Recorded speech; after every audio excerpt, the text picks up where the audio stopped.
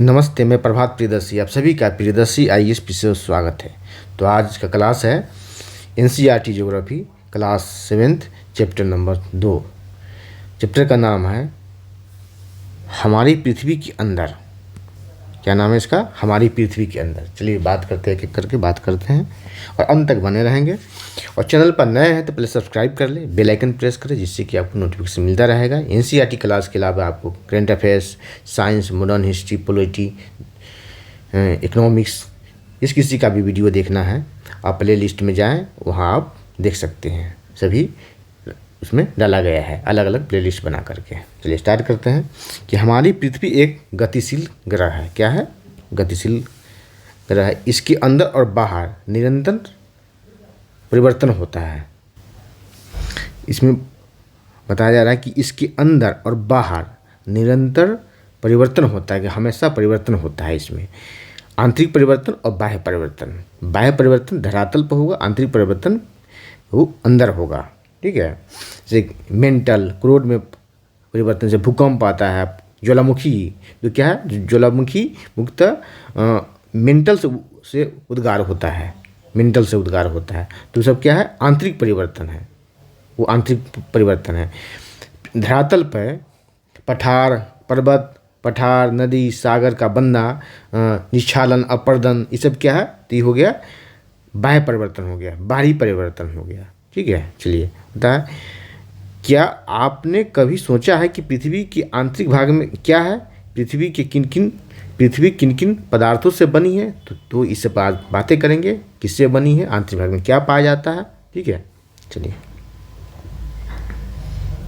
यहाँ देखें, यहाँ देखें, यहाँ से भी आपके क्वेश्चन आते हैं कि विश्व के सबसे गहरी खान दक्षिण अफ्रीका में पाया जाता है। कहाँ पाया जाता है? दक्षिण अफ्रीका में पाया जाता है।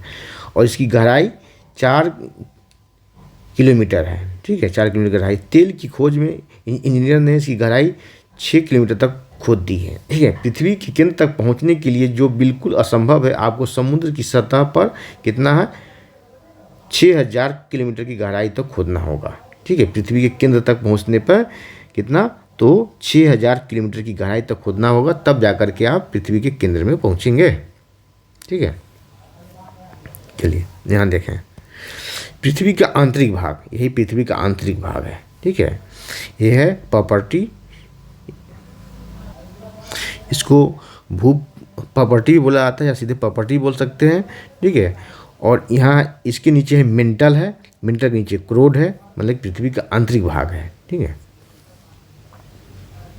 चलिए इस पर बातें करते हैं एक एक करके। देखिए यहाँ देखिए, एक प्याज की तरह पृथ्वी भी एक के ऊपर एक संकेंद्री परतों से बनी है। मतलब प्याज आप छीलते हो, प्याज लाते हो, सब्जी बनाते होंगे, तो क्या है? परत दर परत है। ठीक है। तो एक एक तो क्या है? प्याज की तरह पृथ्वी भी एक के ऊपर एक संकेंद्री परतों से बना है, जिस तरह से प्याज परतों से बना है। ठीक है। पृथ्वी की सतह की सबसे ऊपरी परत को क्या बोलते हैं? प्रॉपर्टी बोलते हैं या भू प्रॉपर्टी बोला जाता है। यह सबसे पतली होती है, सबसे पतली होती है। लेकिन महासागरीय और धरातल पे दोनों के बारे में जाने, दोनों में कुछ अंतर है। वहाँ से क्वेश्चन आ चुके हैं आईएएस प्री में भी। देखें, यह महाद्वीपीय संहति में कितनी है? महाद्वीपीय संहति में इसकी मोटाई है 35 किलोमीटर, और समुद्री सतह में इसकी मोटाई है कितनी? तो 5 किलोमीटर। ये क्या है? तो प्रॉपर्टी है ना, भू प्रॉपर्टी है। ठीक है। तो महाद्वीपीय संहति में स्थल भाग में इसकी मोटाई है 35 किलोमीटर, और समुद्र में सागर में की सतह पर इसकी मोटाई है मात्र 5 किलोमीटर। 35 और 5, धरातल पर महाद्वीप में 35 किलोमीटर और महासागर में 5 किलोमीटर। ये दोनों से क्वेश्चन आपके आ चुके हैं पीटी फैक्ट में, आईएएस पीटी में भी क्वेश्चन आ चुके हैं यहाँ से। चलिए, महाद्वीपीय संहति मुख्य रूप से सिलिका और एल्युमिनियम से बने, इसे सीएल बोलते हैं, SiAl, सियाल बोला आता है, सीएल। ठीक है। तो महाद्वीपीय किससे बना है? महाद्वीपीय संहति, यहाँ देखिए, यहाँ ध्यान दें, यहाँ से क्वेश्चन बनेगा आपका कि महाद्वीपीय संहति मुख्य रूप से किसका बना हुआ है।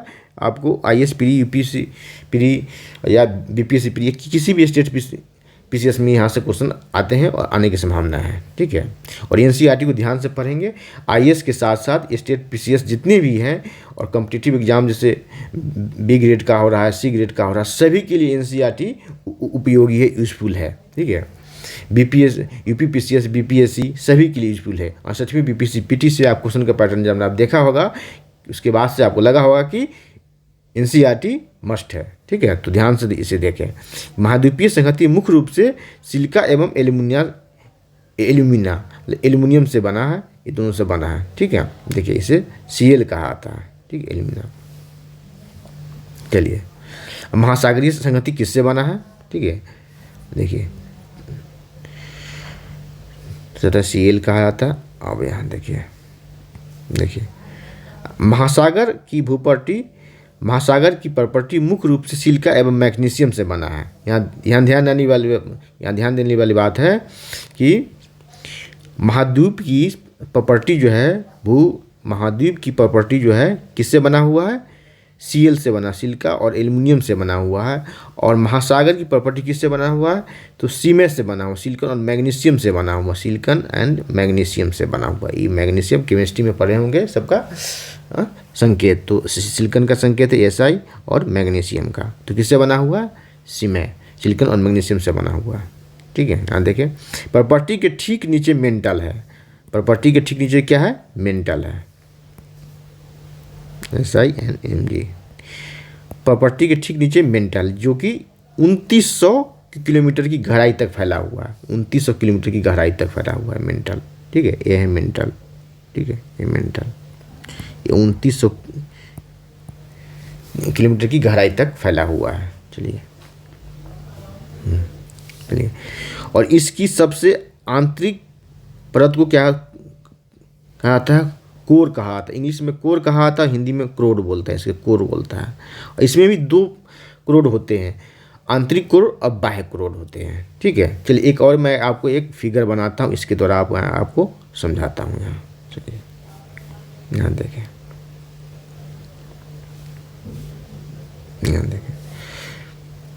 ये हो गया आपका, यहाँ देखें, ठीक है, ये पृथ्वी हो गया, ठीक है। ये कोर बना रहा हूँ आपका, ठीक है। ये हो गया प्रॉपर्टी, हो गया क्या, प्रॉपर्टी हो गया, ठीक है। और ये हो गया आपका ऊपरी मेंटल, क्या, ऊपरी मेंटल, अपर मेंटल, ऊपरी मेंटल, ठीक है। ये हो गया आपका आंतरिक मेंटल, ठीक है। और यहाँ हो गया आपका, ये हो गया आपका बाह्य कोर, आउटर कोर, क्या, आउटर कोर, इंग्लिश में कोर बोल, हिंदी में कोर लिखा आता है, ये इनर कोर, ठीक है, इनर कोर हो गया, ठीक है। देखिए, ये जो होता है 35 किलोमीटर के आसपास का होता है, 35 किलोमीटर, ठीक है, दोनों का एवरेज लिया गया है। और यहाँ जो है ये जो है 700 किलोमीटर, और इस सीमा जाएगा आंतरिक कोर का, आंतरिक मेंटल का, तो ये हो जाएगा 2900 किलोमीटर। और यहाँ इनर कोर जो है, आउटर कोर जो है, आउटर कोर की ये जो सीमा होगा, ये होगा आपका कितना, तो 5100 किलोमीटर। और इनर कोर का जो होगा ये हो जाएगा आपका 6100 किलोमीटर, कहाँ, 6378 किलोमीटर, 78, ठीक है, 6378 किलोमीटर, इस तरह का होगा, ठीक है। ठीक है, जब ज्वालामुखी होता है, विस्फोट होता है, तो मैग्मा कहाँ से निकलता है, मैग्मा यहीं से निकलता है, यह ऊपरी मेंटल से मैग्मा निकलता है, यहीं से मैग्मा निकलता है, मैग्मा, ठीक है, मैग्मा यहीं से निकलता है। मैग्मा जो है गैस रहित मैग्मा लावा कहलाता है, आगे बतलाऊंगा आपको, ठीक है। और एक कहलाता है दुर्बलता मंडल, एक कहलाता है दुर्बलता मंडल, इसको इंग्लिश में बोलते हैं स्टेनोस्फीयर, ठीक है, स्टेनोस्फीयर इसको बोला जाता है। और ये जो ऊपरी सीमा है, इसको कहा जाता है लिथोस्फीयर, भूपर्टी एवं मेंटल का कुछ पार्ट जो होता है, कुछ भाग को लिथोस्फीयर कहा जाता है, उसको स्थल मंडल कहा जाता है, ठीक है। और दुर्बलता ऊपरी मेंटल को कहा जाता है स्टेनोस्फीयर, क्या, ऊपरी मेंटल को कहा जाता है स्टेनोस्फीयर।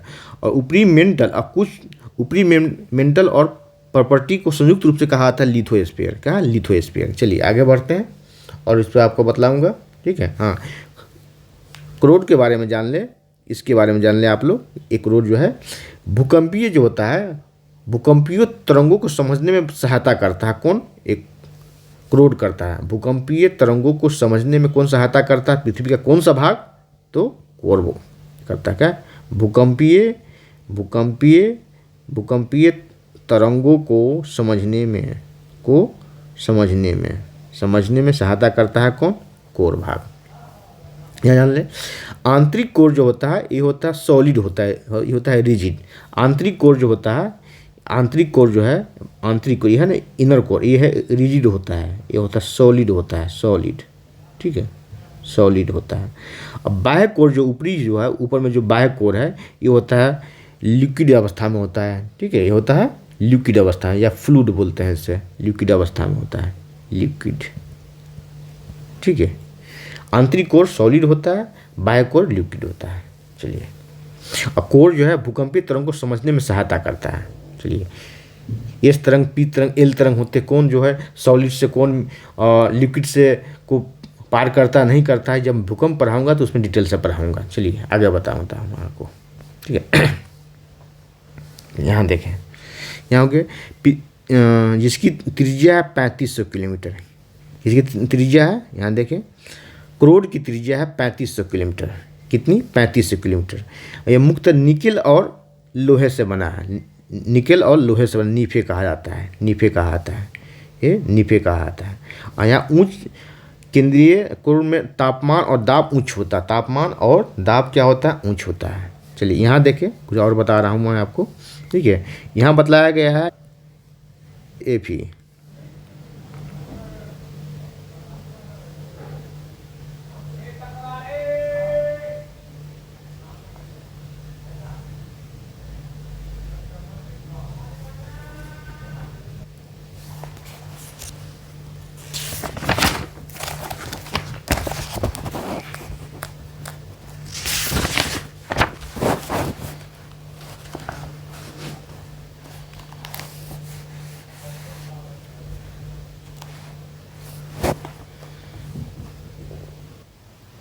इसकी मात्रा नहीं होती है।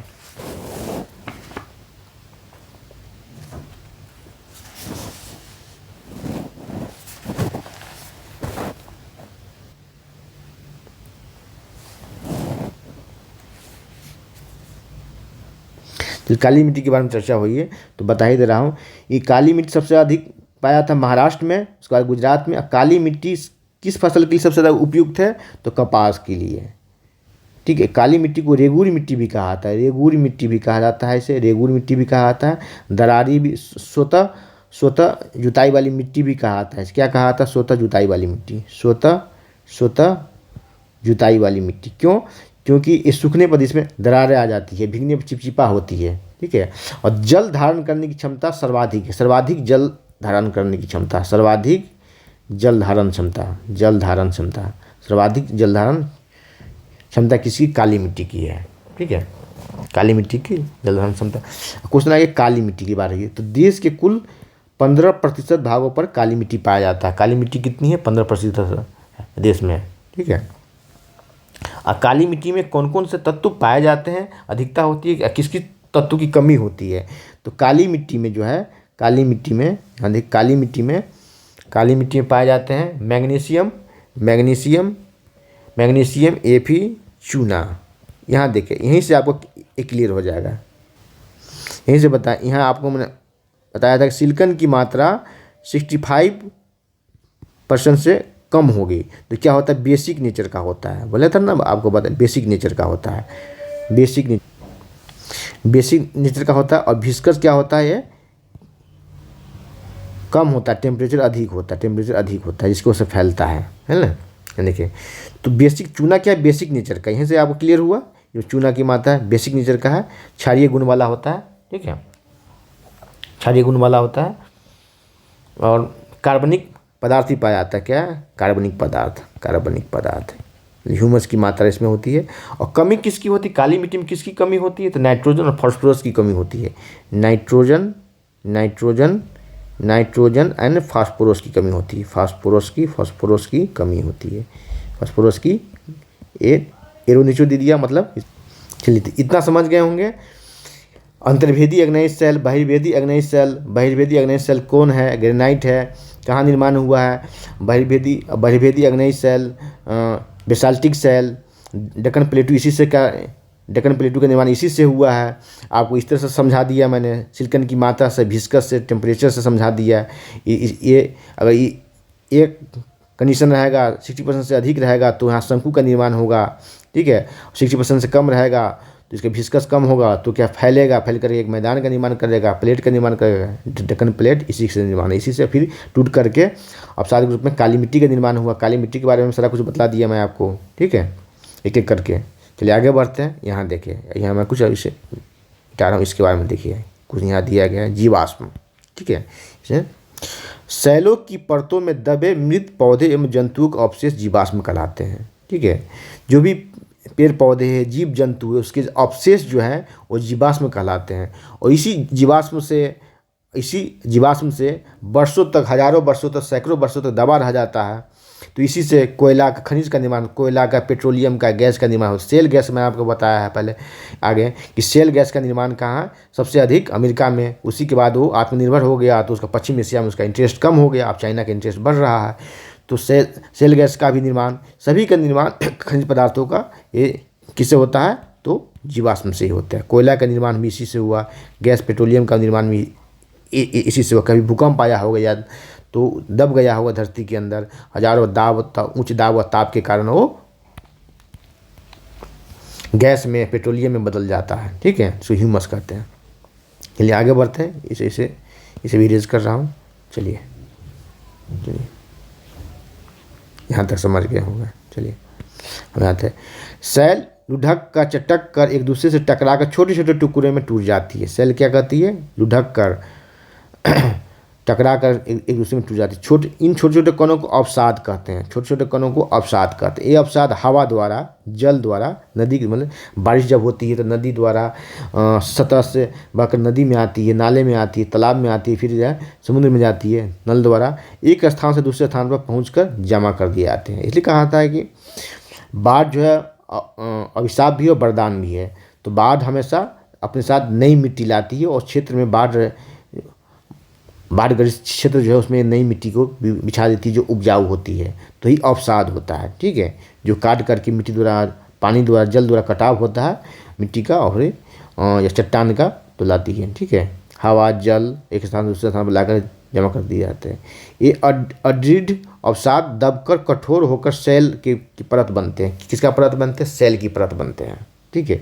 इस प्रकार के सेलों को अवसादी सेल को बोलते हैं। क्या बोलते हैं? अवसादी। उदाहरण के लिए बलुआ पत्थर, जिससे लाल किला का निर्माण हुआ है, रेत के दाने से बने होते हैं। किसके? रेत से दाने के बनने से होते हैं, ठीक है। बलुआ पत्थर किसके बने होते हैं? तो रेत के दाने से बने होते हैं, महीन महीन दानों से बने होते हैं। यही अवसाद हो एक साथ इकट्ठे हुआ आते हैं तो एक साथ एक चट्टान का रूप ले लेता है। इन सेलों में पौधे, जानवर एवं अन्य सूक्ष्म जीवों के भी अवशेष पाए जाते हैं। इसे जीवाश्म कहा जाता है। इसे जीवाश्म कहा जाता है, ठीक है। यहाँ देखें, अवसादी सेल में जो है, अवसादी सेल में जीवाश्म पाए जाते हैं। इन पौधे तो जीवाश्म होते क्या हैं? पौधे, जानवर के, सूक्ष्म जीवों के अवशेष होते हैं, वो इसमें पाए जाते हैं, जीवाश्म पाए जाते हैं, अवसादी सेल में पाए जाते हैं। लेकिन अग्नेय सेल में जीवाश्म की मात्रा बहुत कम होती है, नहीं न के बराबर होता है। अग्नेय सेल में इसमें बहुत कम होती है ना। सबसे अधिक जीवाश्म पाए जाते हैं अवसादी सेल में, ठीक है। देखिए अब क्या है? अग्नेय एवं अवसादी सेल उच्च दाब एवं ताप के कारण कायांतित सेलों में परिवर्तित हुआ आता है। अग्नेय सेल या अवसादी सेल दोनों पर उच्च दाब और ताप पड़ेगा तो एक नए सेल के रूप में परिवर्तित हो जाएगा। उसका नाम है कायांतित सेल। उसका नाम है कायांतित सेल। उदाहरण के लिए चिकनी मिट्टी स्लेट में आप कई बार ISPCS में जब 2012 से पहले का IAS का PT का क्वेश्चन देखे होंगे तो इस तरह के क्वेश्चन आते थे, ठीक है। अब स्टेट PCS में आ रहे हैं, डायरेक्ट यहाँ से पूछा रहा है। चिकनी मिट्टी किस में परिवर्तित होते हैं? तो स्लेट में। चूना पत्थर संगमरमर में, ठीक है। चूना पत्थर संगमरमर में। तो ये बताएं, चिकनी मिट्टी प्लेट में, चूना पत्थर संगमरमर में परिवर्तित होते हैं। तो स्लेट और संगमरमर किस तरह के चट्टान है? ये दोनों कायांतरित चट्टान है। क्या? कायांतरित, कायांतरित, कायांतरित चट्टान है। ठीक है, क्वेश्चन आएगा कि स्लेट और चूना संगमरमर जो है किस तरह का चट्टान है, तो कायांतरित चट्टान है। चलिए आगे बढ़ते हैं। हम देखें, सेल हमारे लिए बहुत उपयोगी है। कठोर सेल का उपयोग सड़क, घर एवं इमारत बनाने के लिए किया जाता है। ठीक है, आप पत्थरों का उपयोग खेलों में करते हैं। उदाहरण के लिए 7 पत्थर पिट्टू, चिबिड्डी, टापू या किटकिट खेलते हैं। 5 पत्थर गिट्टी आदि। अपने दादा नानी के बारे में, पड़ोस के बारे में जानकारी प्राप्त कर। चलिए आगे देखते हैं क्या है। देखिए यही है, लाल किला है। ये किससे बना हुआ? बलुआ पत्थर से निर्मित है। और ये किससे बना हुआ? संगमरमर से निर्मित है। ठीक है, संगमरमर से, बलुआ पत्थर। तो बलुआ पत्थर से अपसादी सेल से बना हुआ, और बतलाया था मैं आपको। बलुआ पत्थर किससे? अपसादी सेल से। अपसादी सेल है बलुआ पत्थर। इस तरह आगे लाल किला किससे बना हुआ? तो अपसादी सेल। किस सेल से? तो अपसादी सेल से बना हुआ है। किस पत्थर से? तो बलुआ पत्थर से बना हुआ। और संगमरमर जो हो गया वो कायांतरित चट्टान हो गया। ठीक है, तो ताजमहल किससे बना हुआ? तो कायांतरित चट्टान से बना हुआ है। ये अपसादी चट्टान से बना हुआ। बलुआ पत्थर अपसादी चट्टान और संगमरमर कायांतरित चट्टान, दोनों में क्लियर होना चाहिए आपको। चलिए, आपको जानकर आश्चर्य होगा कि किन्हीं निश्चित दिशाओं में एक प्रकार की सेल चक्रीय तरीके से एक दूसरे में परिवर्तित, जैसे जल चक्र देखे होंगे, कार्बन चक्र देखे होंगे, उसी तरह सेल चक्र भी है। आप केमिस्ट्री में भी पढ़े होंगे, जल चक्र, कार्बन चक्र, ऑक्सीजन चक्र, नाइट्रोजन चक्र। यहाँ देखिए अब सेल चक्र भी होता है।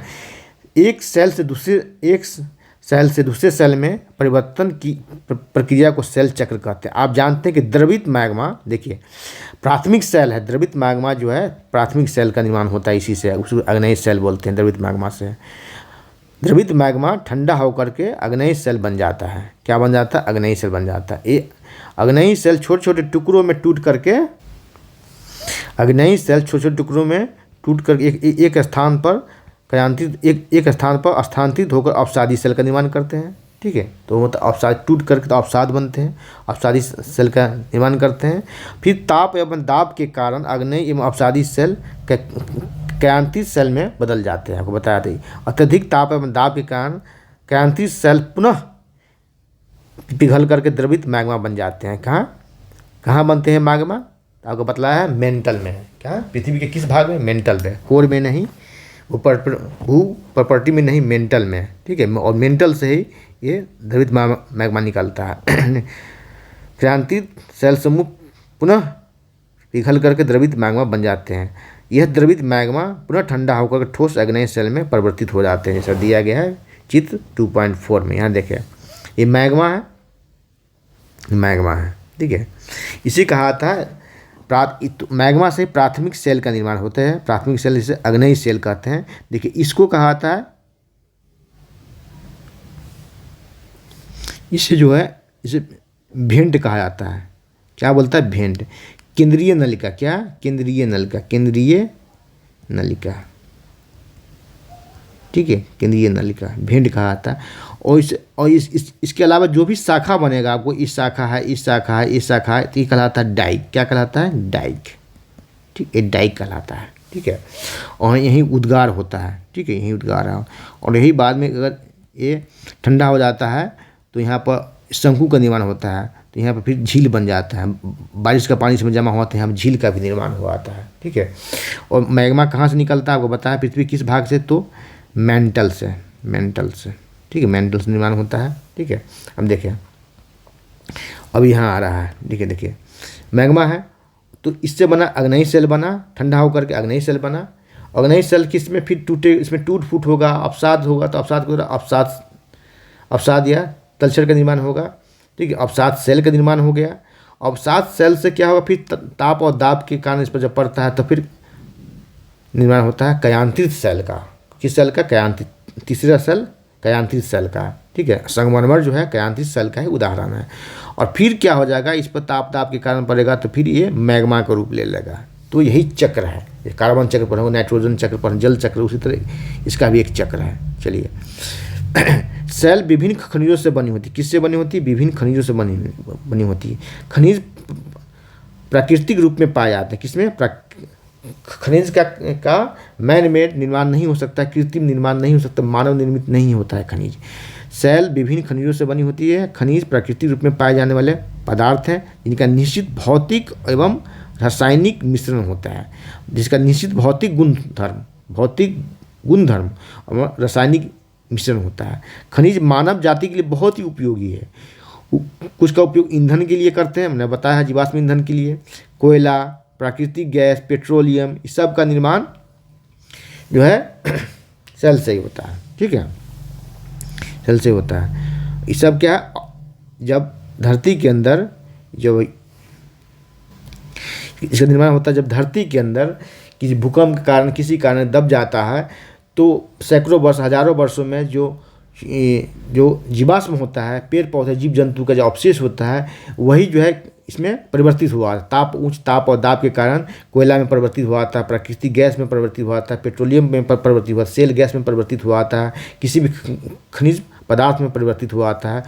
उद्योग, औषधि एवं उर्वरकों में भी इसका उपयोग होता है। लोहा, जैसे लोहा, एल्युमिनियम, सोना, एल्युमिनियम क्या है, सब खनिज पदार्थ है। ठीक है, चलिए तो आप देखते हैं, आप क्वेश्चन देख लेते हैं इसके साथ साथ क्वेश्चन। ये आपको लिखना है, आंसर राइटिंग वाला है। ऑब्जेक्टिव क्वेश्चन देखें यहाँ, देखें द्रवित मैग्मा से बने सेल है। द्रवित मैग्मा से कौन सेल बने हैं, तो अग्नेयी सेल बना है। अग्नेयी सेल जब टूट फूट होता है, नदी जल हवा के द्वारा जलाया जाता है, तो अवसादी सेल का निर्माण होता है। फिर इसके बाद जो होता है उच्च दाब और ताप के कारण कयांत्रित सेल का निर्माण होता है। और फिर इससे क्या होता है, इससे फिर यहाँ आ जाता है, फिर इससे अग्नेय सेल का निर्माण होता है। मैग्मा बनता है, मैग्मा से अग्नेय सेल का निर्माण होता है, मैग्मा। ठीक है, मैग्मा यही चक्र है। ख देखें, पृथ्वी की सबसे ऊपरी परत को क्या बोलते हैं, तो प्रॉपर्टी बोलते हैं। और मेंटल बीच वाला है, क्या है, ये मध्य का भाग है, ये है मध्य का भाग है, ये मध्य भाग है, पृथ्वी का मध्य भाग। ठीक है, इसमें मेंटल में भी होता है, ऊपरी मेंटल, निचली मेंटल होता है। अब क्रोड जो होता है सबसे आंतरिक भाग होता है, इसमें होता है बाह्य क्रोड और आंतरिक क्रोड। बाह्य क्रोड जो होता है लिक्विड अवस्था में, फ्लूइड अवस्था में, आंतरिक क्रोड ठोस अवस्था में। चलिए आगे बढ़ते हैं। गैस, सोना, पेट्रोलियम, कोयला किसके उदाहरण थे, खनिज के उदाहरण। किसके, खनिज के उदाहरण। यहाँ देखें, सेल जिसमें जीवाश्म होते हैं कौन से हैं, तो अवसादी सेल। इसमें अवसादी सेल जिसमें जीवाश्म पाए जाते हैं, अवसादी सेल में पाए जाते हैं। किसमें, अवसादी सेल में। कयांत्रित और अग्नेयी में नहीं पाए जाते, बहुत कम मात्रा में पाए जाते हैं, जिसमें तो राइट आंसर होगा अवसादी सेल में पाए जाते हैं। 4 नंबर है, पृथ्वी की सबसे पतली परत कौन है, तो प्रॉपर्टी है। कितनी, क्या है, प्रॉपर्टी है। प्रॉपर्टी भी 2 तरह की इसकी परत होती है। आपको महाद्वीप में कितनी होती है, 35 किलोमीटर तक होती है इसकी ऊंचाई। ठीक है, अब महासागर में नोट कर ले, महासागर में 5 किलोमीटर, मात्र 5 किलोमीटर। ठीक है, चलिए अब आगे देखें, लेकिन जोड़ बनाना है इसको। चलिए यहाँ तक देखिए, इसका जोड़ा बनाएंगे आप। ठीक है, क्रोड है, क्रोड इंग्लिश में बोलते हैं, कोर बोलते हैं इसे, कि किसे कहते हैं, यहाँ देखें, क्रोड सबसे भीतरी परत, सबसे भीतरी परत। देखें, अब देखें ख नंबर, खनिज किसे कहते हैं, खनिज। तो यहाँ देखें, खनिज का आ जाएगा 4 नंबर, ये 4 नंबर आ जाएगा। एक निश्चित रासायनिक मिश्रण होता है। ठीक, ग देखें, सेल किसे कहते हैं, तो 1 नंबर आएगा, पृथ्वी की सेल किसे कहते हैं,